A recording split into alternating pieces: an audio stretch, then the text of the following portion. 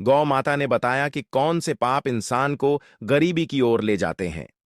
गौ माता की इस अद्भुत और पवित्र कथा को जो भी व्यक्ति ध्यानपूर्वक सुनता है, उसके जीवन से सभी दुख और कष्ट सदा के लिए समाप्त हो जाते हैं। फिर उसे कभी भी गरीबी और समस्याओं का सामना नहीं करना पड़ता। प्रिय दर्शकों, यह कथा आपकी पारिवारिक परेशानियों का समाधान बन सकती है। इसे देखने मात्र से आपके परिवार की सारी समस्याएं दूर हो सकती हैं। नमस्कार प्रिय दर्शकों, हर हर महादेव। आज की कथा आरंभ करने से पहले आपसे एक निवेदन है। गरुड़ पुराण में कहा गया है कि जो भी कथा या शिक्षा बीच में छोड़ दी जाती है, वह व्यक्ति के लिए पाप का कारण बनती है। इसलिए कृपया इस कथा को अंत तक अवश्य सुनें।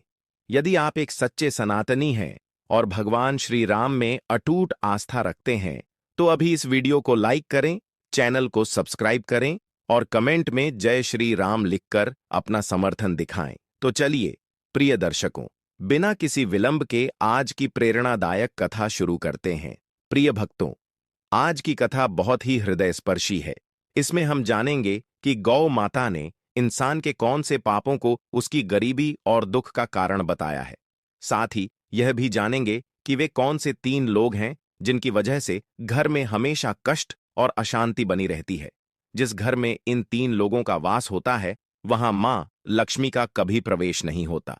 प्रिय भक्तों, एक समय की बात है जब भगवान शिव और माता पार्वती कैलाश पर्वत पर विराजमान थे। शांत और दिव्य वातावरण में दोनों पृथ्वी लोक के सौंदर्य का आनंद ले रहे थे। तभी माता पार्वती ने भगवान शिव से कहा, हे नाथ, हमें पृथ्वी लोक पर भ्रमण किए हुए बहुत समय हो गया है। मेरा मन कहता है कि आज हमें वहां जाकर भ्रमण करना चाहिए। भगवान शिव मुस्कुराते हुए बोले, हे उमा, तुमने सही कहा। आज हमें पृथ्वीलोक पर जाकर देखना चाहिए कि वहां क्या हो रहा है। यह कहकर भगवान शिव और माता पार्वती पृथ्वीलोक पर प्रकट हुए और एक सुंदर बगीचे में एक विशाल वृक्ष की छाया में बैठ गए। वहां चारों ओर हरी भरी घास फैली हुई थी और कई गाय उस घास को चर रही थी। तभी उनमें से एक गौ माता भगवान शिव और माता पार्वती के पास आकर खड़ी हो गई। गौ माता ने विनम्रता से झुककर कहा, हे देव, आपके दर्शन पाकर मैं धन्य हो गई। मेरे मन में एक प्रश्न है जिसका उत्तर मुझे अब तक किसी भी संत या ज्ञानी से नहीं मिल सका। कृपया मेरे इस प्रश्न का उत्तर दें। भगवान शिव ने गौ माता से कहा, पूछो गौ माता, तुम्हारे मन में क्या प्रश्न है। गौ माता ने कहा, हे प्रभु, इंसान को किस पाप के का कारण गरीबी का सामना करना पड़ता है, और वे 3 लोग कौन हैं जिनके प्रभाव से घर का सर्वनाश हो जाता है। क्या मनुष्य को केवल उसके भाग्य के कारण अमीरी या गरीबी मिलती है। भगवान शिव मुस्कुराते हुए बोले, हे गौ माता, तुम्हारा प्रश्न अत्यंत महत्वपूर्ण है और मैं तुम्हें इसका उत्तर अवश्य दूंगा। यह पूर्ण सत्य नहीं है कि केवल भाग्य ही इंसान की गरीबी और अमीरी का कारण होता है। इसके पीछे कुछ अन्य कारण भी होते हैं। गौ माता ने कहा, हे प्रभु, कृपया मुझे विस्तार से समझाएं। तब भगवान शिव ने कहा, हे गौ माता, मैं तुम्हारे इस प्रश्न का उत्तर एक कथा के माध्यम से दूंगा, जिससे तुम्हें सब कुछ स्पष्ट हो जाएगा। भगवान शिव ने कथा सुनाना प्रारंभ किया। यह प्राचीन काल की बात है। अवंतीपुर नामक एक नगर था, जहां एक परोपकारी और विनम्र स्वभाव वाला व्यापारी रहता था। उसके 2 बेटे थे, जो अपने पिता की तरह ही ईमानदार और दयालु थे। व्यापारी अपने दोनों बेटों के साथ परिवार में सुख शांति से जीवन व्यतीत कर रहा था। व्यापारी ने अपने दोनों बेटों का विवाह धूमधाम से कर दिया था। उसकी दोनों बहुएं बेहद समर्पित थीं और घर के सभी कार्यों को मिलजुल कर पूरे उत्साह के साथ करती थीं। दोस्तों, जब व्यापारी की छोटी बहू घर में आई, तो ऐसा लगा जैसे उनके घर में स्वयं माता लक्ष्मी ने प्रवेश कर लिया हो। उसके आने के बाद व्यापारी के व्यापार में दुगुना लाभ होने लगा। उनके घर में कभी धन या अन्न की कमी नहीं होती थी। घर का वातावरण अत्यंत शांतिपूर्ण और सौहार्दपूर्ण था। व्यापारी के दोनों पुत्र मिलजुल कर रहते थे और दोनों बहुएं भी आपस में बड़ा प्रेम भाव रखती थीं। घर का हर कार्य करने से पहले सभी परिवारजन मिलकर सलाह मशविरा करते थे और फिर कार्य करते थे। व्यापारी का व्यापार भी दिन प्रतिदिन उन्नति कर रहा था। एक दिन व्यापारी ने अपने दोनों बेटों और बहुओं को बुलाकर कहा, पुत्रों, अब मुझसे व्यापार का काम संभालना कठिन हो गया है, इसलिए आज से मैं यह जिम्मेदारी तुम दोनों को सौंप देता हूं। पिता की बात मानकर दोनों पुत्रों ने बड़े मनोयोग से व्यापार की बागडोर संभाल ली। व्यापारी को यह देखकर संतोष होता था कि उसका परिवार प्रेम और सद्भाव से रह रहा है। उसके दोनों बेटे व्यापार में निपुणता दिखा रहे थे और दोनों बहुएं भी घर में सुख शांति बनाए हुए थीं। यह सब देखकर व्यापारी निश्चिंत होकर चैन की नींद सोता था। लेकिन दोस्तों, व्यापारी के सुखमय जीवन को देखकर नगर के अन्य लोग उससे ईर्ष्या, जबकि आपका यजमान ऐश्वर्य और वैभव से परिपूर्ण जीवन बिता रहा है, वह अपनी बहुओं के हाथ का स्वादिष्ट भोजन कर रहा है और सुख संपत्ति का आनंद ले रहा है। पुरोहित ने कहा, आप लोग यह सब क्यों कह रहे हैं? आपकी बात का अभिप्राय क्या है? तब नगरवासियों ने बताया, पुरोहित जी, याद कीजिए, व्यापारी ने आपको आखिरी बार अपने घर कब बुलाया था? अगर वह आपको यज्ञ और पूजा के लिए नहीं बुलाएगा तो आपकी आय कैसे होगी? आपको को दान दक्षिणा कैसे मिलेगी? यदि यह स्थिति बनी रही तो आप और आपके परिवार को भूखा रहना पड़ेगा।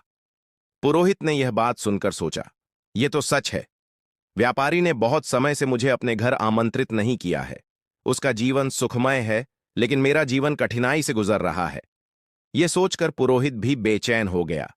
नगरवासियों ने पुरोहित से कहा, अगर आप चाहते हैं कि आपका जीवन सुखद बने और आपको दान दक्षिणा मिले, तो आपको ऐसा उपाय करना होगा जिससे आपके यजमान के घर में कुछ कठिनाइयां आएं।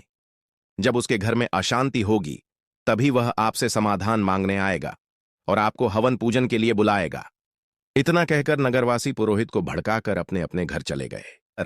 नगरवासियों की बातों से प्रभावित होकर वह पुरोहित चिंता में डूब गया और सोचने लगा, अब मैं ऐसा क्या उपाय करूं जिससे व्यापारी के घर में कलह और उसके व्यापार में हानि होने लगे। तभी वह पुरोहित अपने गुरु के पास सलाह लेने गया और उनसे कहा, हे गुरुदेव, कृपया मेरी सहायता करें। यदि आप मेरी मदद नहीं करेंगे तो मेरा परिवार भूखों मर जाएगा। जैसे एक मछली का जीवन तालाब के पानी पर निर्भर करता है, वैसे ही पुरोहितों और पंडितों का जीवन उनके यजमान पर आधारित होता है। यदि यजमान के घर में कोई समस्या नहीं होगी और वे हमें पूजा पाठ के लिए नहीं बुलाएंगे तो हमारा गुजारा कैसे होगा, हम धन कैसे अर्जित करेंगे। गुरु ने उसकी समस्या सुनकर कहा, हे शिष्य, चिंता मत करो, मुझे बताओ कि तुम्हारी समस्या क्या है, मैं अवश्य इसका समाधान करूंगा। पुरोहित ने उत्तर दिया, हे गुरुदेव, मैं चाहता हूं कि व्यापारी के जीवन में कुछ समस्याएं आए, उसके घर में कलह हो और उसके व्यापार में हानि हो, तभी वह मुझे अपने घर पूजा पाठ के लिए बुलाएगा। गुरु ने ध्यान पूर्वक सुनकर कहा, हे शिष्य, व्यापारी के सुखद जीवन का मुख्य कारण उसकी छोटी बहू है। वह भगवान विष्णु और माता लक्ष्मी की नित्य पूजा करती है, जिसके कारण उनके घर पर दिव्य कृपा बनी हुई है। जब से वह बहू इस घर में आई है, तब से व्यापारी का जीवन धन धान्य से परिपूर्ण और सुखमय हो गया है। ऐसी धार्मिक और गुणवान स्त्री जिस घर में होती है, वहां कभी अभाव नहीं होता। यह सुनकर पुरोहित ने कहा, हे गुरुदेव, यदि ऐसा है तो क्या कोई उपाय है जिससे व्यापारी के घर में अशांति और व्यापार में हानि हो सके। गुरु ने कहा, तुम चिंता मत करो, तुम्हें बस एक सरल उपाय करना है। व्यापारी के घर जाओ और उससे एक पीतल का लोटा मांग लो, उस लोटे को अपने घर ले जाकर रख लेना।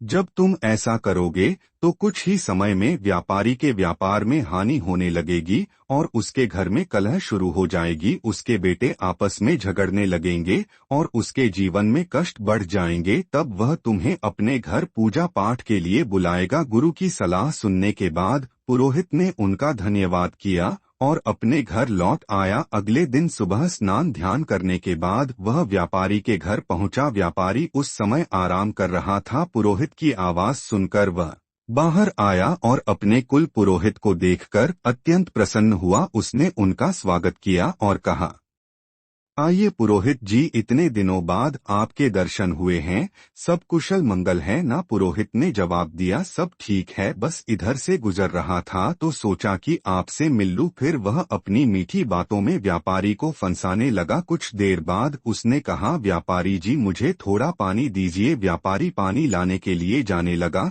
तभी पुरोहित ने कहा, पानी पीतल के लोटे में लाइए। व्यापारी मुस्कुराते हुए बोला, जैसा आप कहे पुरोहित जी। इतना कहकर व्यापारी अंदर चला गया। इधर उसकी छोटी बहू, जो अत्यंत चतुर और समझदार थी, वास्तुशास्त्र का थोड़ा ज्ञान भी रखती थी, जब उसने देखा कि व्यापारी पीतल का लोटा लेकर जा रहा है तो तुरंत उसके पास आई और कहा, पिताजी यह लोटा थोड़ी देर के लिए मुझे दे दीजिए, मैं इसे जल्दी ही लौटा दूंगी। व्यापारी ने सहर्ष लोटा उसे दे दिया। छोटी बहू ने उस लोटे का पानी निकालकर अपनी गौ माता को पिला दिया और फिर उसमें नया पानी भरकर लोटा वापस ससुर को दे दिया। व्यापारी ने वह पानी पुरोहित को दिया। पानी पीने के बाद पुरोहित ने कहा, व्यापारी जी यह पीतल का लोटा बहुत अच्छा है, क्या आप इसे मुझे दे सकते हैं? व्यापारी हंसते हुए बोला, पुरोहित जी यह तो बहुत छोटी बात है, आप इसे अपने साथ ले जाइए। पुरोहित मन ही मन प्रसन्न हुआ और सोचने लगा, आज मैंने व्यापारी के सुख चयन पर प्रहार कर दिया है, अब उसके घर की खुशियां समाप्त हो जाएंगी। पुरोहित लौटा लेकर अपने घर लौट आया और उसे एक कोने में रखकर सोचने लगा, अब कुछ ही दिनों में व्यापारी मुझे बुलाएगा, उसके घर में कलह मचेगा और व्यापार में नुकसान होगा, तब मैं पूजा पाठ करके उससे अच्छी दक्षिणा प्राप्त करूंगा। इन ख्यालों से पुरोहित बेहद प्रसन्न था और बेसब्री से इंतजार करने लगा कि व्यापारी कब उसे बुलाता है। दिन बीतते गए, लेकिन 20 दिनों के बाद व्यापारी की ओर से कोई बुलावा नहीं आया। पुरोहित थककर पुनः अपने गुरु के पास गया और बोला, हे गुरुदेव, मैंने आपके निर्देशानुसार व्यापारी से पीतल का लोटा मांग लिया था, लेकिन अब 20 दिन बीत चुके हैं और व्यापारी के जीवन में कोई समस्या नहीं आई है। वह तो पहले की तरह सुख शांति के साथ अपना जीवन व्यतीत कर रहा है।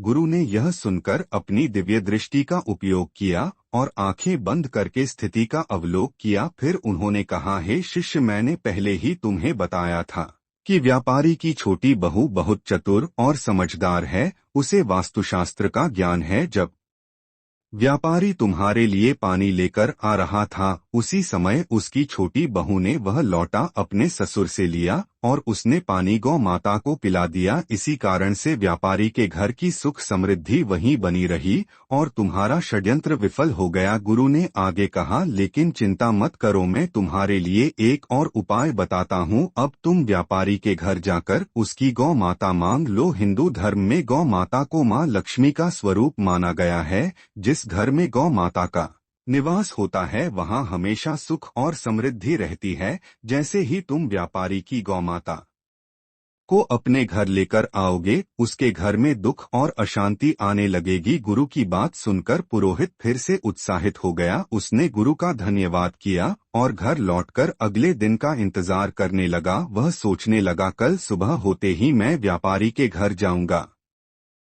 और उसकी गौ माता मांग लूंगा, फिर देखता हूँ कि व्यापारी कैसे सुखी रहता है। अगले दिन सुबह सुबह स्नान करने के बाद पुरोहित सीधे व्यापारी के घर पहुँच गया। व्यापारी ने दरवाजा खोला और अपने कुल पुरोहित को देखकर प्रसन्नता से उनका स्वागत किया। वह उन्हें अंदर लेकर गया और स्वादिष्ट भोजन परोसा। भोजन के बाद व्यापारी ने पूछा, पुरोहित जी, आज आपके आगमन का क्या कारण है? सब कुशल तो है? पुरोहित ने दुख भरे शब्दों में कहा, व्यापारी जी, इस समय मैं बहुत कठिनाई में हूँ। मेरे घर की गौ माता ने दूध देना बंद कर दिया है और मेरे छोटे बच्चे को दूध की अत्यंत आवश्यकता है। उसकी उम्र ऐसी है कि बिना दूध के वह जीवित नहीं रह सकता, इसीलिए मैं आपसे मदद मांगने आया हूँ। अगर आप मुझे अपनी गौ माता दे दें तो यह आपका बहुत बड़ा उपकार होगा। पुरोहित की करुणा भरी बातें सुनकर व्यापारी सोचने लगा, यह हमारे कुल पुरोहित हैं, इनकी सहायता करना एक पुण्य का कार्य होगा, गौदान से मुझे बड़ा फल मिलेगा। ऐसा विचार कर व्यापारी ने कहा, पुरोहित जी, आप चिंता न करें, मैं आपको गौ माता दे देता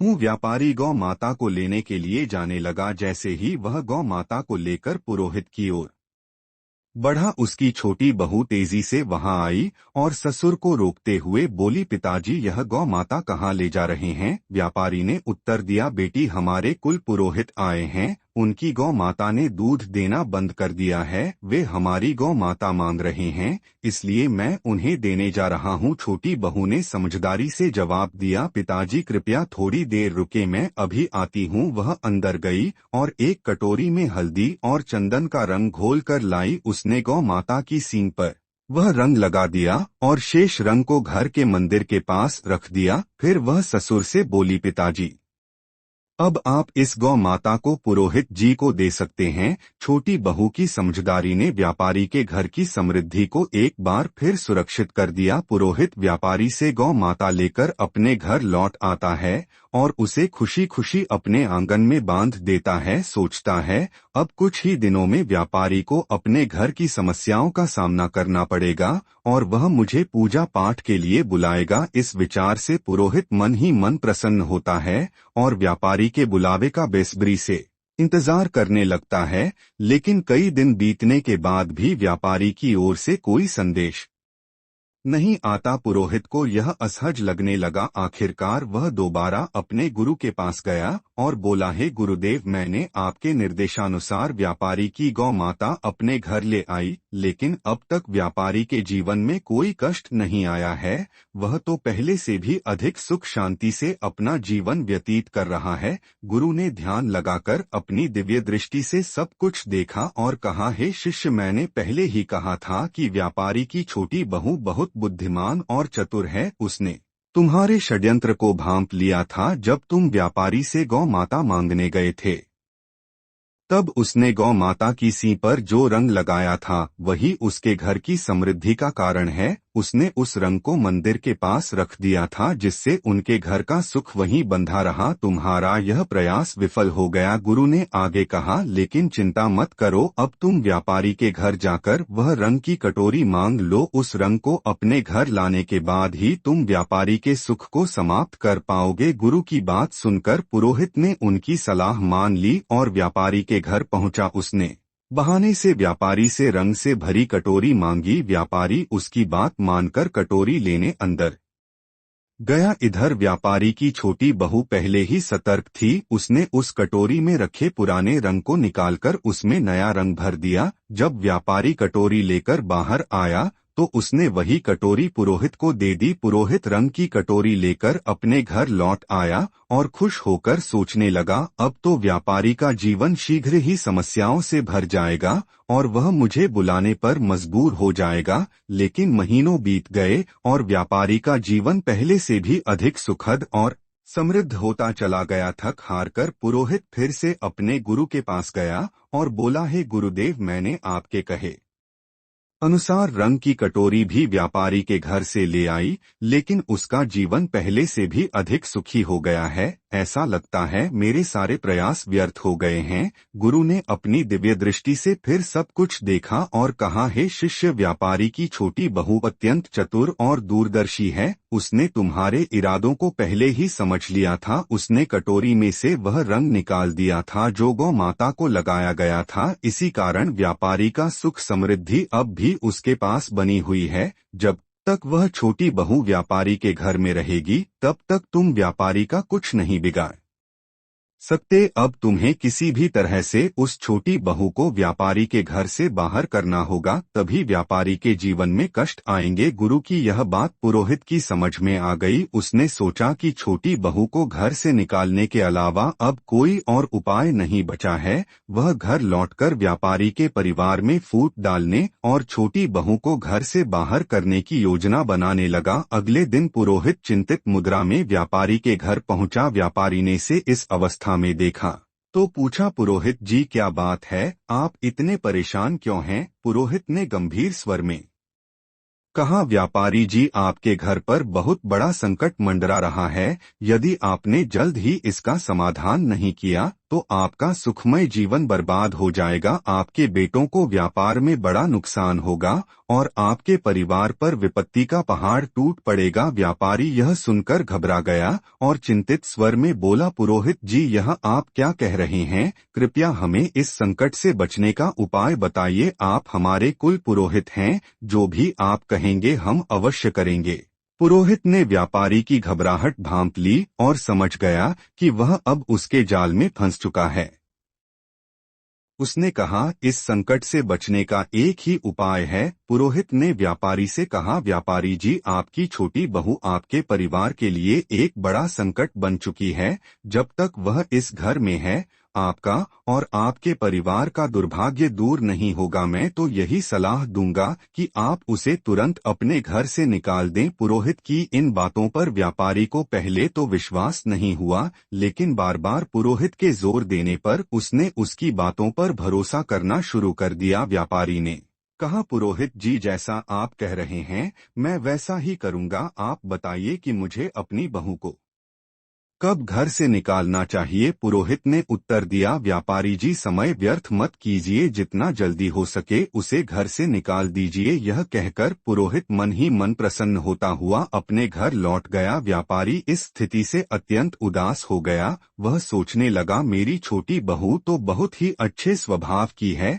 वह न केवल मेरी सेवा करती है बल्कि पूरे परिवार का भी ख्याल रखती है। मैं उसे कैसे घर से निकाल सकता हूँ। लेकिन फिर वह विचार करने लगा, यदि वह परिवार के लिए संकट है तो मुझे इस कठोर निर्णय को लेना ही होगा, क्योंकि मैं अपने परिवार को किसी विपत्ति में नहीं डाल सकता। यह सोचकर व्यापारी अपनी छोटी बहू के पास गया और दुखी मन से बोला, बहू, मुझे बहुत दुख है, लेकिन तुम्हें इस घर को आज ही छोड़ना होगा। तुम्हारे कारण हमारे परिवार पर बड़ी विपत्ति आने वाली है। ससुर की बात सुनकर बहू स्तब्ध रह गई, लेकिन वह तुरंत समझ गई कि यह सब दुष्ट पुरोहित की साजिश है। उसने नम्रता से कहा, ठीक है पिताजी, यदि यही आपकी इच्छा है तो मैं इस घर को छोड़ देती हूँ। जब व्यापारी का छोटा बेटा यह सब देखता है तो वह भी गुस्से और दुख से भर जाता है। उसने अपने पिता से कहा, पिताजी, यदि मेरी पत्नी को इस घर में जगह नहीं मिल सकती तो मैं भी इस घर में नहीं रह सकता। मैं अपनी पत्नी के साथ चला जाऊंगा। छोटा बेटा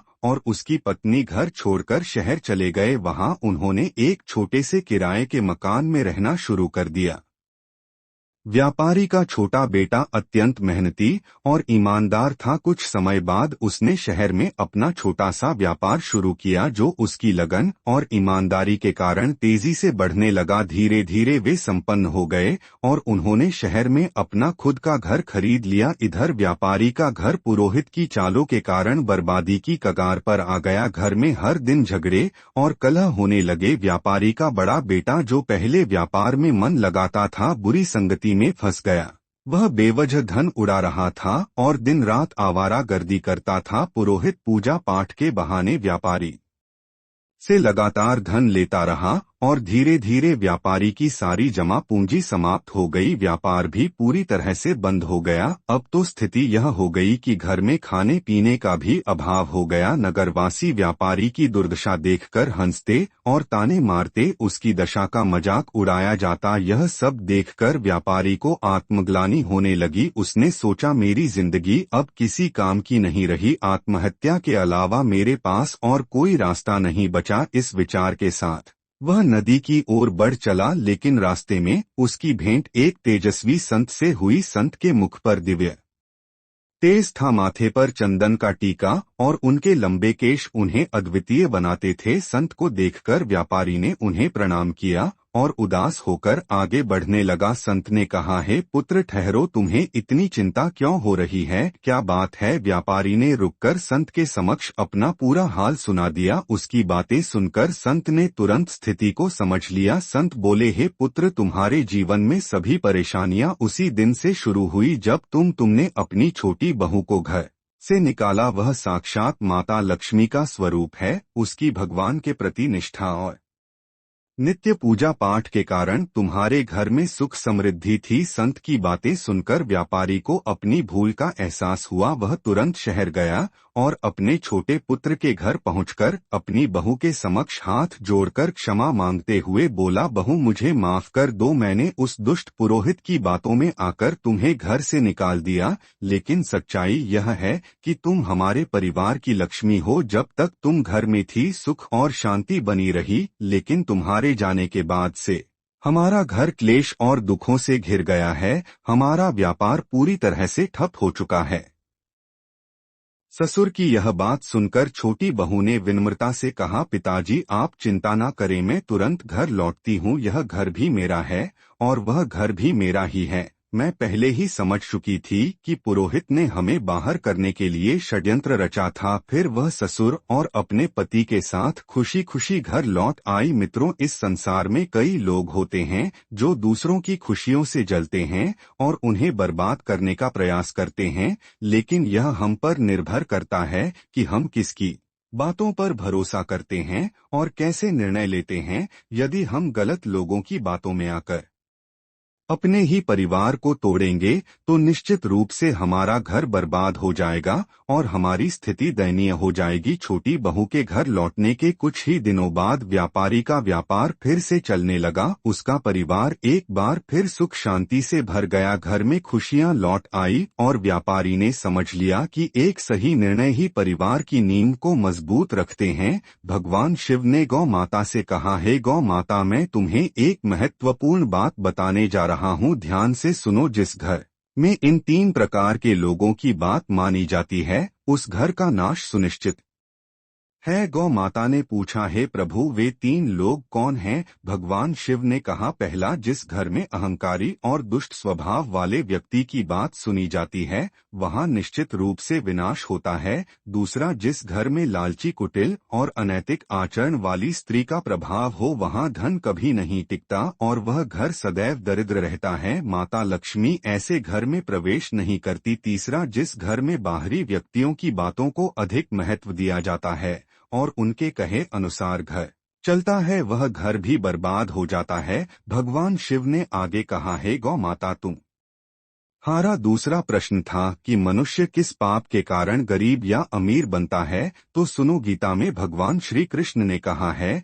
कि मनुष्य को कभी भी अपने विवेक, परिश्रम, बुद्धि और उद्यम पर संदेह नहीं करना चाहिए। उसे सदैव सत्य और धर्म के मार्ग पर चलते हुए निरंतर कर्म करना चाहिए। जो व्यक्ति अपने आप पर संदेह करता है और असत्य का साथ देता है वह कभी भी सफलता प्राप्त नहीं कर सकता। गरीबी और अमीरी जीवन की धुरी है। जो मनुष्य निरंतर प्रयास करता है और अपने कर्मों पर विश्वास रखता है वह निश्चित रूप से गरीबी के दलदल से बाहर निकल आता है। गौ माता ने यह सुनकर कहा, हे प्रभु, आपके मुख से यह कथा सुनकर मैं धन्य हो गई। प्रिय भक्तों, यह कथा हमें सिखाती है कि सच्चाई, ईमानदारी और विवेक का अनुसरण करना ही जीवन की सच्ची सफलता का मार्ग है। इस कथा के बारे में आपकी क्या राय है? कृपया अपनी अमूल्य टिप्पणियां हमें कमेंट बॉक्स में जरूर लिखें। हमें आशा है कि इस कथा ने आपको आध्यात्मिक प्रेरणा दी होगी।